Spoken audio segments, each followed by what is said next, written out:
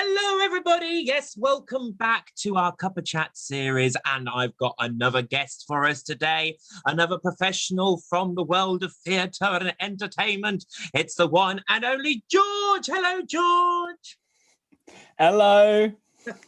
Wow. Welcome to our Cuppa Chat. It's so good to see you again. A member of the GLJ family from, oh my goodness, it must be a long time ago now, but It's been a while. It has been a long time, but you've done so much since then, and I can't wait to hear about it in our session today. The first question, as everyone knows who's been watching our series, is have you got a cup of something to drink? What have you got, George? Of course, I've got my trusted coffee, a nice latte. Oh, very posh latte. Yeah, and very posh. In a spotty mug. Yeah. Are you a fan of Minnie Mouse? No, but I could be, couldn't I? To be honest. Yeah, I thought you were like her #1 fan or something. And do you have sugar in your latte? I'm not much of a coffee drinker, so I'm not sure if that's a thing or not. Not anymore. No, I used to. 2 sugars, but not anymore. Cutting down. Oh, you've got rid of the sugar altogether. Oh, yeah. You've done better than me then. I have to have 2 sugars in my tea, or at least 1 if I'm trying to be very good. I went with the Doctor Who mug today. I've got a Cyberman and I've got orange juice. I mean, what do you expect? No difference, do you? So, well, enjoy your coffee as we're going along. I hope it'll keep you sort of energized as we're going along. And before we get on with our questions, and thank you all for sending them in because we've had some really good questions. I've made you, George, an invention like I have with all of our guests, and everyone's been so impressed so far. And I'm sure you're going to be no different. This is called the Teacher Thingamabob. So here is it. It is here. It's got the card for you, and then it's got all bits and pieces that I thought you, as a theatre teacher, and one might need. So a teacher's always lost or losing a pair of scissors. So there's a pair of scissors in there. There's an emergency tie, as I said, just in case. I've got highlighters. Teachers always need highlighters and pens. And then there's an apple in case you get hungry halfway through the day, linked to your tie. I mean, and a mug, obviously. And a mug as well, yeah. This is it. I mean, what more do you want? This is going to be on sale in all good brand shops very soon. Is this something that you would have? 100% front and center on my desk. I would take that. I'd introduce it to all of the teachers during the staff briefing. They would all have it. I mean, I tell you what, George, I'll make a deal with you now. I'll put this in the post, but you can be the only person in the whole country that's got one. How's that? They'll be jealous. Even better. Jealousy. Well, perfect. All my inventions have gone down very well. And is it true, before we start the questions, as a professional teacher, is it true that you eat apples all the time? Yeah. Breakfast, lunch and dinner. There you are, you see? We knew it. Yeah. Well, let's get on with some of the questions sent in now via our Youth Theatre members. You guys have all been busy sending in your questions for George, and we're going to ask them today. So we're going to have 15 minutes on the clock, and we're going to start off with question number 1, which has been sent in. I'm going to chuck you in, George, right at the deep end, because someone asked, what is the best thing about your job? Because obviously when we advertised you, you've got like 3 things. So you were actor, creator and educator. So if you had to choose one, what is the best thing from your job? It has to be creating. I absolutely love that element of just bringing something from an idea to a finished product, whether that is acting on stage or film, or as a teacher having to bring an idea of a lesson to a pupil. So yeah. So when you're creating, what is sort of the main points that you would say when you're creating something that you have to explore? What are the sort of the key moments if people want to be creative and maybe create a new script or a new show? What would you say are the main things that people have to do? Have an idea. No matter what. True. No matter how crazy you think your idea is, have it. Just, it doesn't matter. And you can explore that idea all the way through. And you might find points. This is a thing I always find. You may find points that stop your idea. But it's important to understand that and move through it if you have to. But yeah, make sure you have your idea. Ask yourself questions. Don't be scared to question yourself. There's another point when you're creating, such as, is this a good idea? Or who's it for? And then once you've gone past that, and how do you sort of, what's a good tip that, because obviously a lot of the time that when you're making stuff, you think it's the best thing in the world. How do you sort of change that and go, okay, then we might need to we need to, is it best to have someone to look at it with you? Is it best to take it to a teacher? Or what would you recommend? Yeah, it really depends on who you are as a person, especially as a creative individual. I always like it personally if someone else looks over my work. Okay. Because then, I have got that extra voice to bounce ideas off of, or they can turn around and just go, no. But it's nice. But in that nice sort of way where, okay, but always keep it open to exploration. We've got this idea of exploration, especially a lot in drama. So don't be scared you have this idea. Where does it take you? Your point A doesn't necessarily always lead to point B. So just keep that flowing is my biggest tip. Okay, cool. And one final thing before we move on to the next question, I'm just chucking ideas out because I find it's really interesting, actually. I was once told when you're coming up with an idea to have something else in the back of your mind that could lead the story path. So like if you watch a soap or a film, you'll sort of start here and then all of a sudden something will happen and it will go back down and it will go again. And is that a good technique to have, or is it best just to see where the story and the idea takes you? Again, it really depends on the person that you are. Again, this being this creative individual. A lot of people that I find like having that as a fallback. You start off with such as a fairy tale. You've got the main character, your point A, does something and then something happens which causes something else to happen, and it's very linear and people love that because it's structured. And then there's other individual creatives that will free flow through everything. And again, it really depends on who you are as a person. And that's what makes theatre and the arts exciting, because everyone has different ways and different skills that can all come out in different ways. So great. Thank you for that. That's good. And thank you for the question who sent that in, because it led us on loads of different avenues as well. Here's one that came in for us, which hopefully is going to be interesting to hear about. What age did you start acting? Tell us how it all began. Let me think back. Many years ago.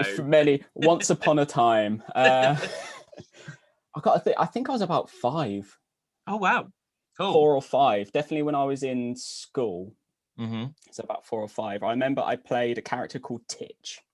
Titch? Like the Titch. Yeah. Small Boy, because I've always been very small for my age, who didn't want to tidy his room.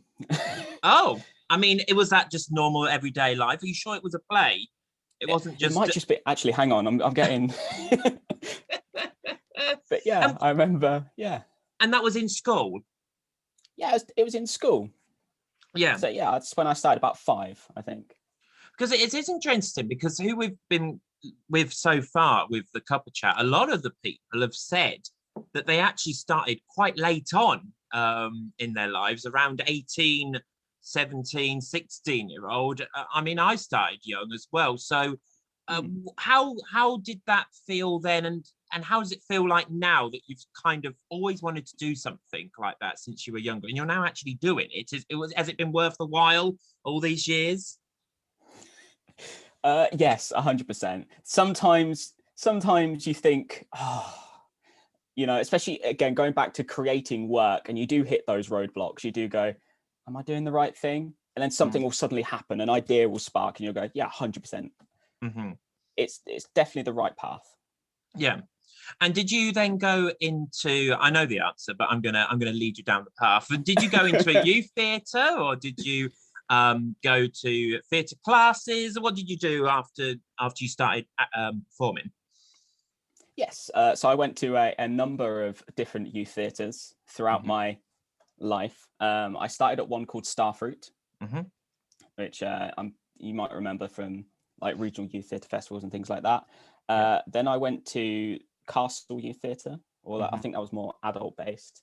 And then I went to one that I'm really struggling to remember the name of, GLJ. Some yeah. Some weirdo did that, and then another weirdo who's got a spotty cup helped out every so often, and yeah, I wonder who that could be. Okay, cool.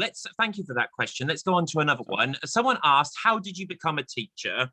Because a lot of people do end up becoming teachers and directors. I think a lot of people put them together because obviously you can sort of learn the skill as you're going along and get a bit of money at the same time. So how did you become a teacher? What do you need to do? So the reason I became a teacher, first off, I think it's a little bit important, is I worked for a theatre and education company. Okay, cool. As artistic director for a while and also an actor in there. And I found myself always interacting with students and pupils, different key stages and ages. And I found out that's actually what I wanted to do. I wanted to pass on my experiences and my passion for a subject that does get quite put down a lot of the time, unfortunately. And so do the students that want to follow it, which is very unfortunate. And I wanted to pass on that this is okay to do it. This is actually more than fine. If you don't want to be a doctor, you want to be an actor or a performer, a designer. So so then I decided to follow that path, especially during the lockdowns, and could become a teacher. But so then I have quite a lot of friends that are teachers, and I asked them a lot of questions, and I found out that I had to go back to university and study a course, and then I've been in schools ever since, learning experience wise, and now teaching itself. And actually, it's when you can pass on that knowledge and that enjoyment to new people and say it is okay, it must feel good. Does it feel good? It's beautiful. It really is a really wonderful moment of just that passing it on, almost like you're passing on the baton to the next generation. You can do it. Yes, go. Great, thank you for that question. Here's another one, which kind of links in. What type of theatre do you like to create and why? Someone said. So that could be obviously within school or as you as a performer. What's the best? As a performer, I like anything that's based in truth. I'm a very truthism sort of naturalistic acting practitioner.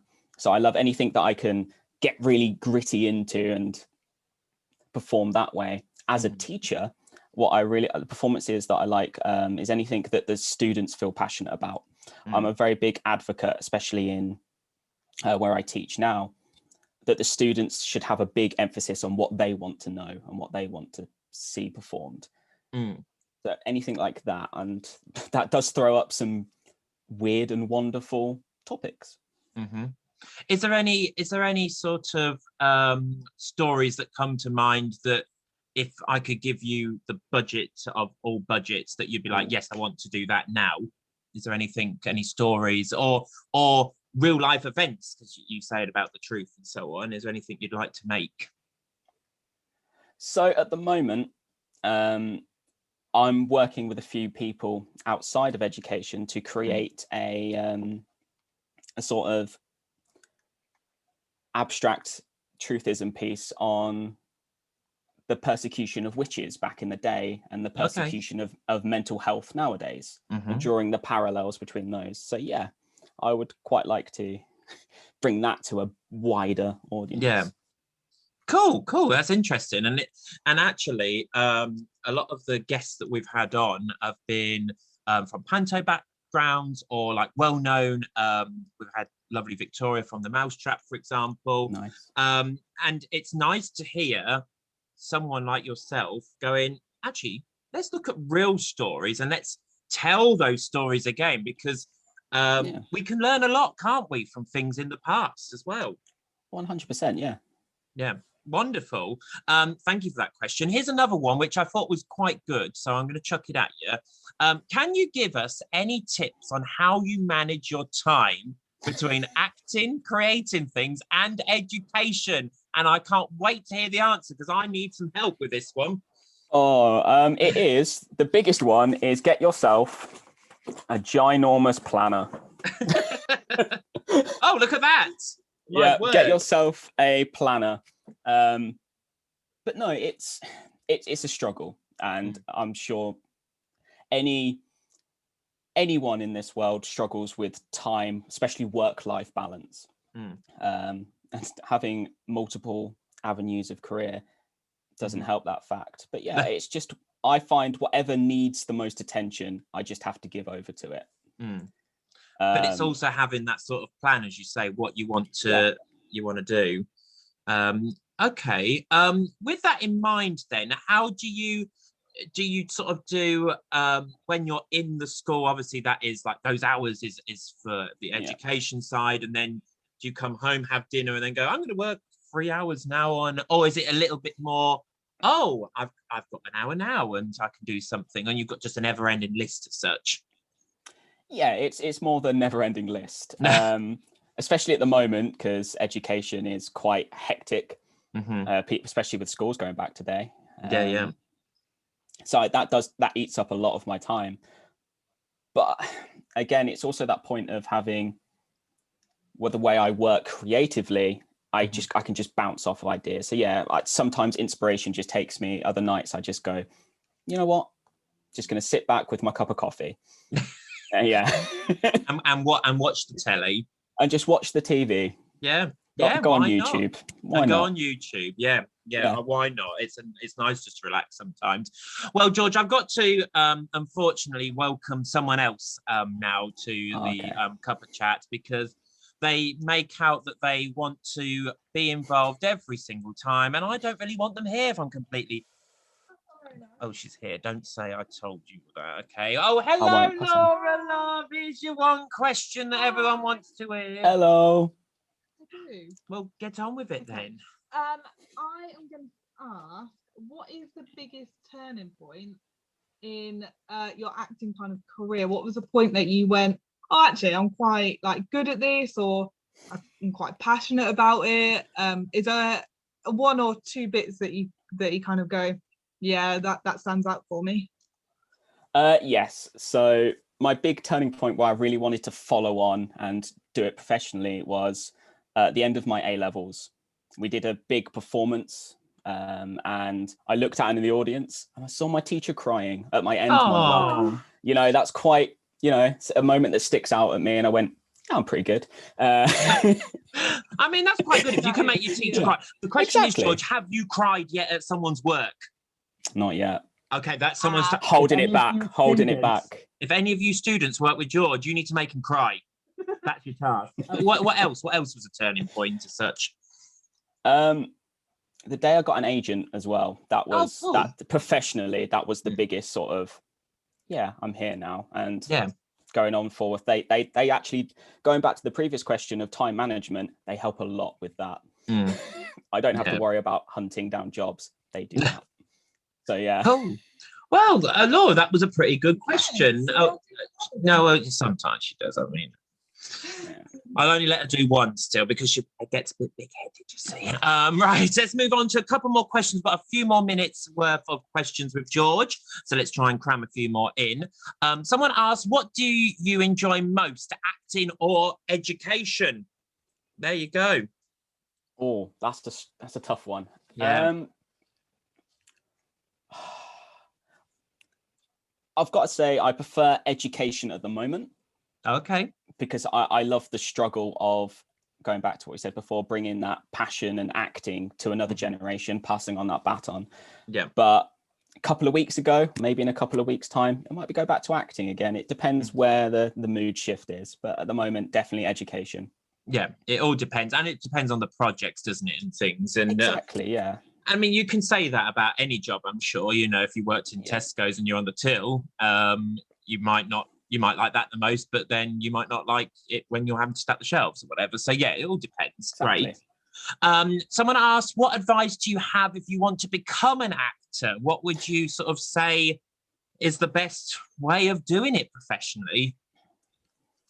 Surround yourself with amazing people is one thing. Also, just train, practice and practice and practice and practice. That's what it takes. It takes that dedication to train your craft. And that's what acting is. It's a craft. It's the same as how an artist will practice drawing every day or painting every day. Training your physical body and your vocals is what I would say. And research and read and find out what path you want to be as an actor. When you say train and train and train, what would you recommend then? Is it to get some monologues, or is it to look into making characters then? What do you think would work best if you want to take that plunge to become professional? If you want to take that plunge to be professional, for the physical and vocal, go on YouTube and look at some warm-ups, or ask one of your teachers or someone at your youth theatre company about physical and vocal warm-ups that you could do maybe 10 minutes a day. Again, really getting connected. And yeah, for other resources, look at monologues. How would you play this character compared to that character? Just read lines, read plays, really get to know what it is you want to be as an actor. Because as you know, there are hundreds of different types of actors. And again, it's finding that path that you want to be in. What sort of actor, this is not a question from anyone, this is a question from me to you. What sort of actor would you say you are now, George? Because I've seen you do literally everything. So what would you say is, if I had to go, right, I'm casting you as this, what would you say your type of acting is now?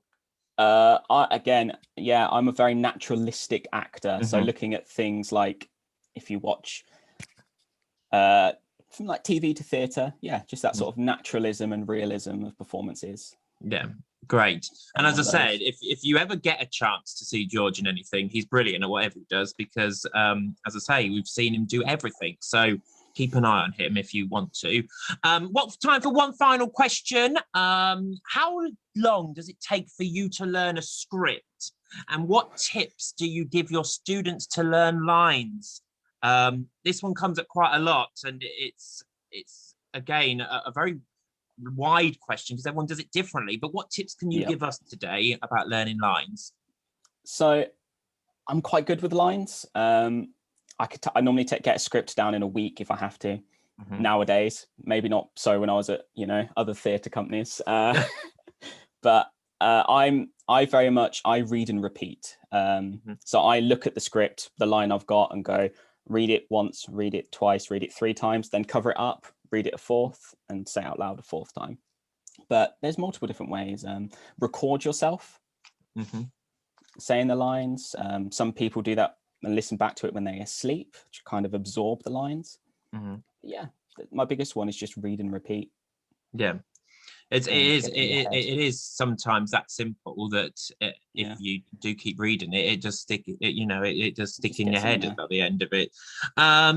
Great. Well, thank you for answering the questions, George, and thank you to everyone who sent in questions. And we're sorry we didn't get to ask all of them, but if you want to follow George, we'll put in all of his links online of all of his bits of work he's done, and you can keep an eye on what he's doing. And I'm sure he'll answer any questions if you give him a tweet or whatever. He'll be able to do that. Okay.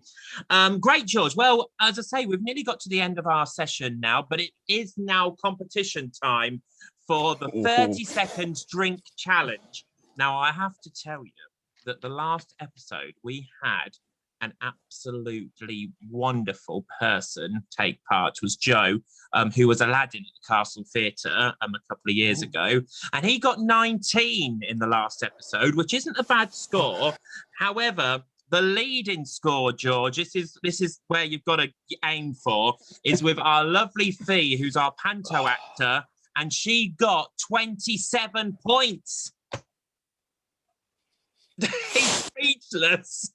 You've got to beat 27. Right. Aim for the top. Right.